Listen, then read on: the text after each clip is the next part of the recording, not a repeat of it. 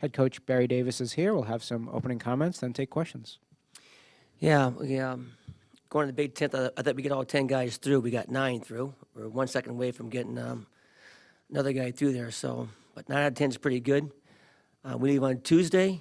I know we said we got 3 seeded guys, but really we have 9 seeded guys because every guy has a seeded guy the first round, so I guess we're all seeded. Looking forward to it. I was talking to Coach Johnson there. I put on seeing him on Sunday, watching his team win a national championship. So we're close to the same spots. We're going to stop by and support him and watch his team win after we get down on Saturday night.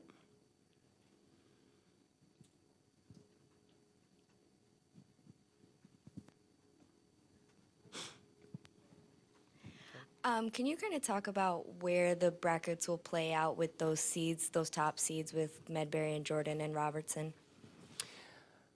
I mean, obviously you want to be the highest seeds you can get. Like kind of Medbury, it's kind of nice. I tell the guys at the beginning of the year, get yourself seeded. It's better than being thrown in the pool that way.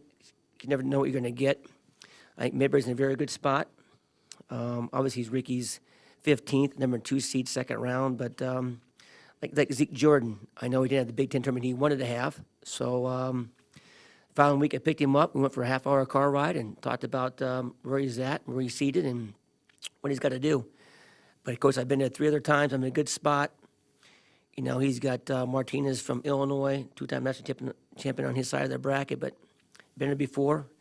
It's either in the finals or semifinals, I got to beat him, so it's one of the two, but I got to beat him Friday night instead of Saturday night, so he's in a good spot right now. What did Connor learn in that championship match against Snyder, especially because that was the first time he'd wrestled him all year, that he can take into the NCAAs? I think what he learned was, obviously he wrestled with him all summer long because he was at Rio with those guys on the Olympic team, but just hand position. You know, we watched a bit of film the other day about where his hands need to be in certain situations, and he just can't lay his hands on him that way. He got to be on the inside tie instead of the outside tie and look for a few other shots there. But plus we got to get him on the mat as well, too, on top. But we learned a lot from that, and I think he got a good feel for him again, which is nice. And just make some small adjustments, but just got to make sure we get there on Saturday night, first of all. Besides Isaac and Connor, did you see any other signs from your other wrestlers that, hey, you know what, they could do something special in St. Louis?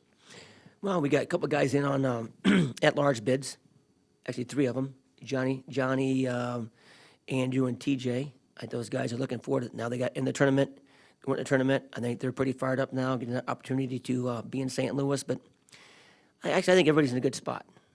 As a coach, you try to take time with your guys individually, talking about where they're at mentally, physically, and the draw they have. And you know, it's a crazy tournament. It never turns out the way it's supposed to turn out. I mean, that's why they call it the NCAA championship, and you take it round by round. But I think every guy's in a good spot. Like I said, all I know is your first round matches, and we go from there. So I think overall as a team, and we're sitting pretty good.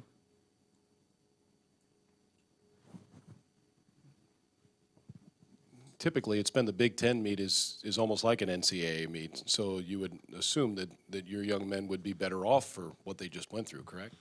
Yeah, I mean, they call it the Big Ten a mini NCAA tournament. And we had a great schedule this year, a tough schedule, some really good matches. Our guys had been through the battles. So, guys, listen, you've been through the battles all year long. And, you know, you come through in certain situations that way. Like Cole Martin pinned Jimmy Gulabon at the Big Ten, the former All-American number 2 seed. The other guys have beaten other guys in the top 8 already. So, guys, you've been there. You beat these guys before. So they know they're in a good spot. They go down and perform at our level, be in our ties and our situations that way, and good things will happen. But it helps wrestling certain guys throughout the season. So I think it's pretty much prepared them for the battle here at St. Louis. You've got a relatively young team and a lot of young qualifiers, freshmen, sophomores, majority. How do you kind of keep them calm going into such a big situation? I think we talked about it all year long.